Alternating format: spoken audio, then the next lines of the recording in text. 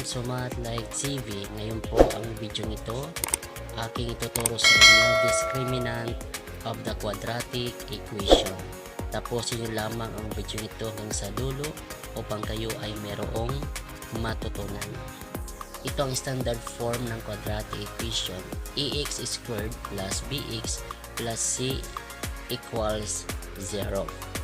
Ngayon, ang discriminant b squared minus 4ac. Okay? Naalala nyo po itong expression na ito. Ito ay galing sa quadratic formula, yung nasa loob ng radical sign. So, ang tawag doon sa loob ng radical sign ay discriminant. Okay, ang tawag nito ay discriminant. Okay, ngayon, example number 1. Let's have 3x squared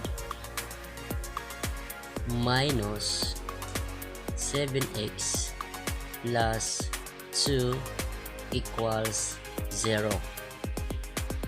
Ang unang gagawin natin, ang unang step, identify the value of a, b, and c. So itong ating given na example na given natin na equation. Okay? 3x squared minus 7x plus 2 equals 0. Okay, so ang ating value of a, okay, ito yung 3. Ang value ng b ay itong negative 7. Ang value ng c ay positive 2. Okay? Ganun lang ang iyong gagawin. Ang unang step, identify the value of a, b, c sa given na equation. Okay, after nun, matapos na iyong ma-identify ang value ng a, b, c, isa-substitute mo ito dito sa discriminant. So, ang discriminant b squared minus ac. Okay? So, substitute lang po ang ating gagawin. Ito yung pangalawang step. So, value ng b ay negative 7. So, negative 7 squared. Then, minus. Kopyahin itong sign na minus at saka yung 4. Then, value ng a ay 3. So, i-close parenthesis lang. Value ng c ay 2. Yan.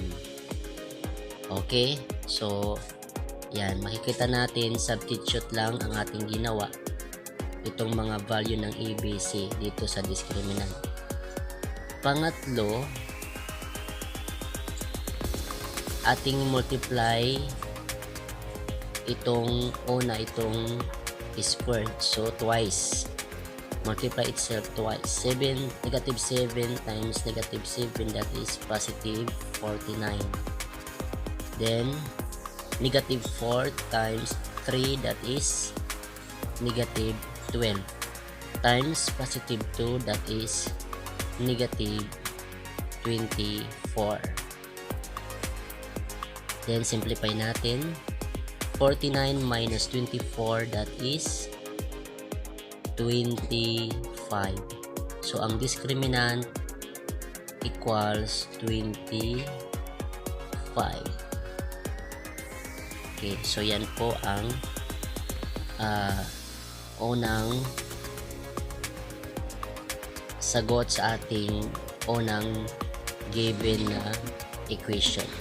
Okay, number 2. Let's have, number 2. Let's have 5x squared minus 2x minus 6. Okay? So, substitute lang natin. Identify the value of b, a, and c. Okay? So, ang ating b dito ay negative 2. So, negative 2. Then, kopya na itong negative 4. Ang ating value ng A dito ay positive 5. Ang value ng C itong negative 6.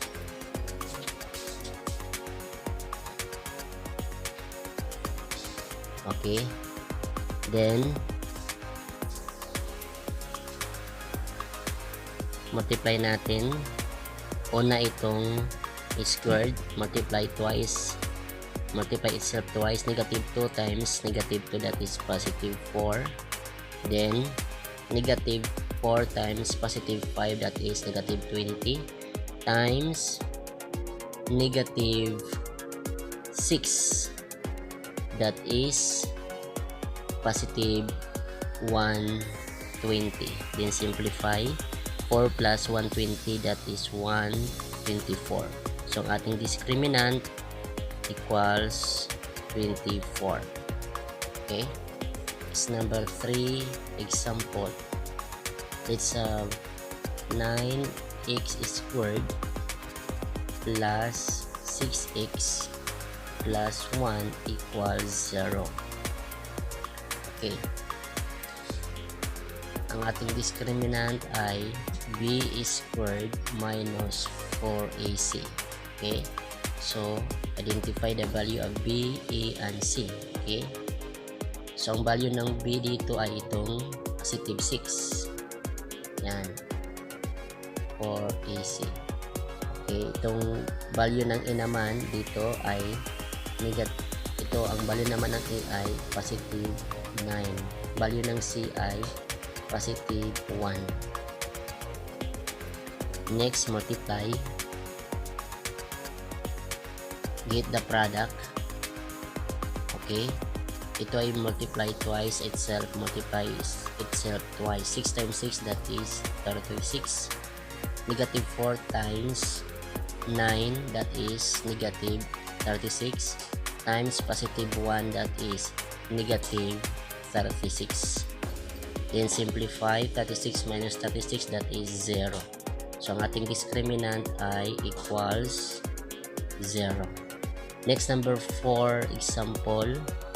Let's have 2x squared minus 5x plus 8 equals 0. Okay, ganun lang ang ating gagawin. Substitute lang natin sa discriminant. Okay, ang value ng b dito sa given equation number 4 ay negative 5. Then, value ng a dito ay positive 2. Then, value ng c dito ay positive 8. Okay. Next, get the product. Itong negative 5 multiply itself twice kasi squared po. So negative 5 times negative 5, that is positive 25. Negative 4 times positive 2, that is negative 8, times positive 8, that is negative 64. Then simplify, 25 minus 64, that is negative 39. So ang discriminant ay negative 39. Nakita natin ang ating mga sagot sa apat na given na equation. Okay? So ngayon, i-describe natin about the natures of roots in the quadratic equation. Okay. Itong number 1, ang discriminant dito ay 25. So 25 is the perfect number. Okay? So take note, kapag ito ay less than 0, so 25 ay mataas at saka perfect square pa itong number. So take note, pag less than 0 and perfect square, the roots of the quadratic equation are rational numbers but are not equal. Next, number 2 ay ang discriminant dito ay 124. So, hindi po siya perfect number. Okay? Take note, kapag ang discriminant ay less than 0, but not a perfect square, the roots of the quadratic equation are irrational numbers and are not equal. Punta tayo sa number 3. So, ang discriminant dito ay equals 0. Okay? So, kapag 0, the roots of the quadratic equation are real numbers and are equal. Next, number 4 naman, papansin natin dito ay negative 39. So, ang discriminant natin ay negative 39. So, take note, kapag ang discriminant ay greater than 0, the roots of the quadratic equation has no real roots or no solution. Okay? So, ang tawag dito ay imaginary conjugate. Ngayon, kung mayroon ka natutunan, huwag kalimutan pindutin ang like. At kung bago pa lamang sa aking channel, huwag kalimutan pindutin ang subscribe, maging ang bell notification upang ikaw ay laging naka-update sa mga bagong video na i-upload sa aking channel na ito. Maraming salamat po sa inyong panonood.